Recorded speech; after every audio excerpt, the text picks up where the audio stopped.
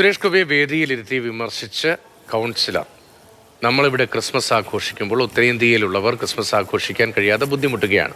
യേശു നേരിട്ടതിനേക്കാൾ വലിയ സഹനം അവർ നേരിടുന്നുവെന്നും ബൈജു വർഗീസ് പറഞ്ഞു. എന്നാൽ കൗൺസിലർ തെറ്റിദ്ധാരണ പരത്തുന്നു എന്ന് സുരേഷ് ഗോപി മറുപടി നൽകി. സത്യത്തിൽ ക്രിസ്തുവാണ് ഏറ്റവും വലിയ സഹനവും ഏറ്റവും വലിയ പ്രയാസങ്ങളിൽ കൂടി കടന്ന് ക്രിസ്തു പുൽക്കൂട്ടിൽ കാലിത്തൊഴുത്തിൽ ജനിച്ചപ്പോ ക്രിസ്തുവാണ് ഏറ്റവും വലിയ സഹനം സഹിച്ചതെന്നാണ് നമുക്കെല്ലാം മനസ്സിലാക്കുന്നത്.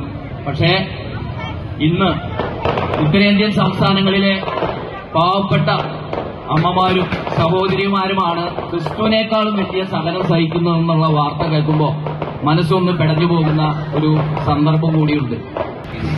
ആഘോഷം നടക്കുകയാണ്, നമ്മളെല്ലാം ഒന്നായി നിൽക്കുന്നതാണ്, മതവും ജാതിയും ഒന്നുമില്ല എന്ന് അങ്ങനെ ഒന്നുണ്ടെങ്കിൽ തന്നെ അതെല്ലാം മാറ്റിവെച്ച് ഒന്നായിച്ചാൽ നിങ്ങൾക്ക് വേറെ ഉദാഹരണമൊന്നും വേണ്ട.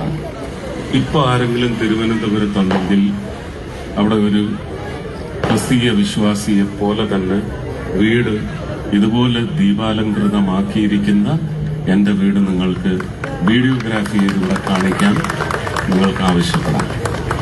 ഞാൻ വെല്ലുവിളിക്കുകയാണ് വ്യക്തികൾ. പിന്നെ ഈ ഉത്തരേന്ത്യയിൽ ആരൊക്കെയാണ് ഈ ഡ്രാമയെല്ലാം കാട്ടിക്കൂട്ടുന്നത്, അതെന്തിനു വേണ്ടിയാണെന്നുള്ളത് അദ്ദേഹത്തിന്റെ പാർട്ടിക്കാരോട് തന്നെ അവിടെ ചോദിച്ചാൽ നമുക്ക് full text of the history of such happenings in my country, your country. ഇതെല്ലാം രാഷ്ട്രീയവൽക്കരണത്തിന് വേണ്ടിയുള്ള പ്രവർത്തനങ്ങൾ മാത്രമാണ്. അതുകൊണ്ട് ഞാൻ ഒരിക്കലും അങ്ങനെയുള്ള കാര്യങ്ങളൊന്നും നമ്മൾ മനസ്സിൽ നിയമിക്കാനേ പാടില്ല. MS ലിഷോയുണ്ട്. ലിഷോ ഏത് പാർട്ടിയുടെ കൗൺസിലറാണ്? വിശദീകരിക്കാൻ ബുദ്ധിമുട്ടിയോ സുരേഷ് ഗോപി കേന്ദ്രമന്ത്രി? അതായത് തൃശൂർ കോർപ്പറേഷൻ മിഷൻ ക്വാർട്ടേഴ്സ് ഡിവിഷനിലെ കൗൺസിലറാണ്, കോൺഗ്രസിന്റെ കൗൺസിലറാണ് ബൈജു വർഗീസ്.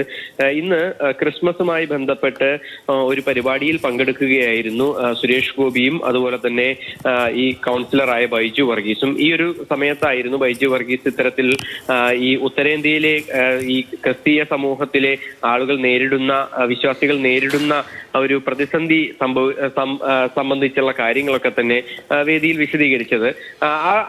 അതിന് അതേ വേദിയിൽ തന്നെ സുരേഷ് ഗോപിയും മറുപടി നൽകുകയാണ് ഉണ്ടായത്. ഈ കഴിഞ്ഞ ദിവസങ്ങളിലൊക്കെ തന്നെ ഉണ്ടായ സംഭവവികാസങ്ങൾ, അതിനൊക്കെ തന്നെ ഉത്തരേന്ത്യയിൽ എന്താണ് നടക്കുന്നതെന്ന് സ്വന്തം പാർട്ടിക്കാർ ഉൾപ്പെടെയുള്ളവരോട് ചോദിച്ചാൽ അറിയാമെന്നുൾപ്പെടെയുള്ള കാര്യങ്ങളാണ് അദ്ദേഹം വിശദീകരിച്ചത്. തൃശ്ശൂരിൽ നിന്ന് വിവരങ്ങൾ നൽകിയത്.